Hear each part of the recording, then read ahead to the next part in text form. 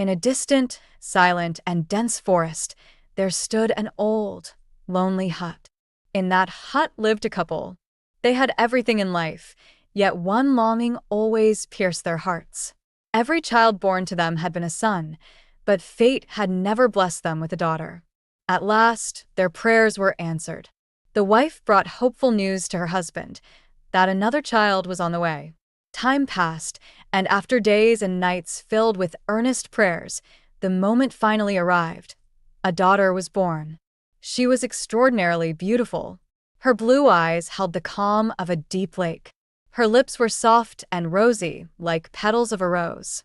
A gentle radiance shone from her face, as though a piece of moonlit night had descended upon the earth. Her beauty was unmatched, as if all the wonders of creation had gathered in a single being. One day, the father called out to his sons, "Go to the old well in the forest and bring water, so we may bathe your little sister." The boys hurriedly picked up their pots and set off toward the forest.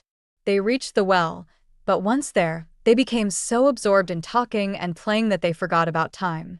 At home, the wait grew longer and longer. When the sons did not return for quite some time, the father's patience snapped. In a fit of rage, he cried out, "You disobedient children! Do you not understand? May my curse fall upon you.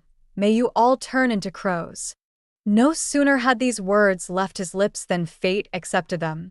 In an instant, all his sons transformed into black-feathered crows. With harsh cries, they rose into the sky and vanished. When the sons did not return home, both parents sank into despair. In their hearts, they could not fathom how their own words had turned into such a dreadful curse. Their sons were lost forever, and only one comfort remained to them: their little daughter. Time passed, and the daughter grew older and more beautiful with each day. Her innocent smile lit up even the dark and lonely hut. She would run through the forest, chasing butterflies, and often sit with her parents outside to share their meals. Her mother and father never spoke of her brothers, nor of the terrible fate that had befallen them. They told her only that she was their only child. The girl, named Fauna, once told her parents that she wished to take cakes to an old woman who lived alone deep within the forest. She prepared a basket of soft, sweet cakes and set off beneath the thick canopy of trees. After some time, she came upon a moss-covered hut.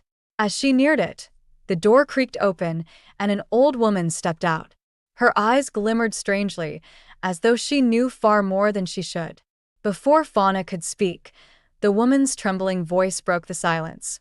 "So, you are the cursed child, the unlucky girl, because of whom her brothers turned into crows and never returned." Fauna froze in shock. The color drained from her face, and her heart pounded. With trembling lips, she whispered, I knew nothing of this. But today, I will ask my parents the truth." She rushed home and confronted them. For a moment, silence filled the room. At last, with heavy hearts, they confessed everything. That night, Fauna tossed and turned in bed, unable to rest. Memories of her lost brothers haunted her, and she wept, blaming herself for their fate. At last, she made a solemn vow: she would find her brothers, wherever they might be. At the first light of dawn, Fauna slipped a golden ring, her mother's gift, onto her finger, as though it were a talisman for her journey. She packed a small satchel with bread and a jug of water, and even carried a tiny chair so that when weariness overtook her, she could rest.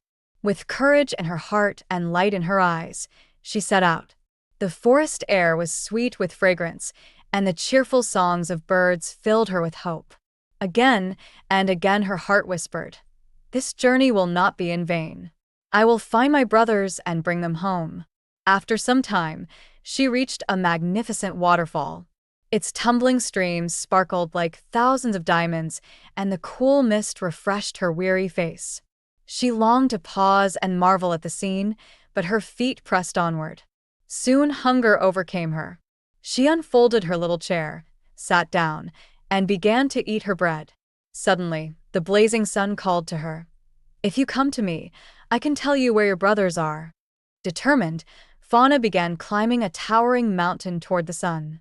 But the closer she drew, the hotter and more terrible it became.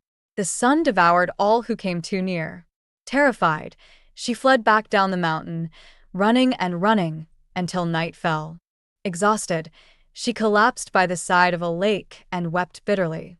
Her hope faltered, and despair whispered, "How will I ever find my brothers?" Then the full moon rose high in the sky. In its silvery glow, a gentle voice seemed to call, "Fauna, come to me. I know where your brothers are." At once, magical stairs appeared, rising into the heavens. Bravely, Fauna climbed until she stood before the moon. But up close it was cold, desolate, and haunting. Fear gripped her, and she hurried back down to earth. As soon as she lay upon the ground, the stars began to shimmer brightly, as if answering her sorrow. Tiny stars descended and lifted her into the sky. There, the stars sat upon glittering thrones, and their chief star gave her a bone, saying, "This is the key to the glass mountain. There your brothers dwell." Gratefully, Fauna wrapped the bone in a cloth and returned to earth. At dawn, she set out once more and soon stood before the towering glass mountain. But when she opened the cloth, the bone was gone. Sorrow and anger swelled in her heart, and smeared her blood upon the mountain's door. Instantly it opened. From within stepped a dwarf. "This is the place where your brothers live," he said. "If you wish, wait. Soon they will come." He laid out 4 small plates of food and cups of tea upon the table. Fauna tasted a little from each plate and cup, then slipped her mother's golden ring into one of the cups and hid herself away. Before long, 4 black crows flew inside. As they ate, they slowly began to change, feathers fading into flesh. At last, 4 handsome young men stood where the crows had been. Tears of joy welled in Fauna's eyes. One brother lifted his cup and gasped, "This is Mother's ring. Surely, one of our own is here." At that, Fauna rushed forward, weeping with happiness, and embraced her brothers. She told them of her long journey, of her sacrifices, and of the blood she had shed at the mountain gate. It was that very sacrifice which had broken the curse forever. The brothers clung to their sister, their hearts overflowing with love and gratitude. Returned home. And when their parents beheld all their children united again, joy brighter than the sun filled their humble hut. Fauna's courage and devotion had freed her brothers, and never again were they parted. The forest that once echoed with sorrow now sang with laughter and love. In that old hut, where despair had once lived, happiness blossomed again. The tale of Fauna, the brave sister who defied fate and saved her brothers, lived on in every whisper of the trees, in every bird song, and in every heart that cherished hope.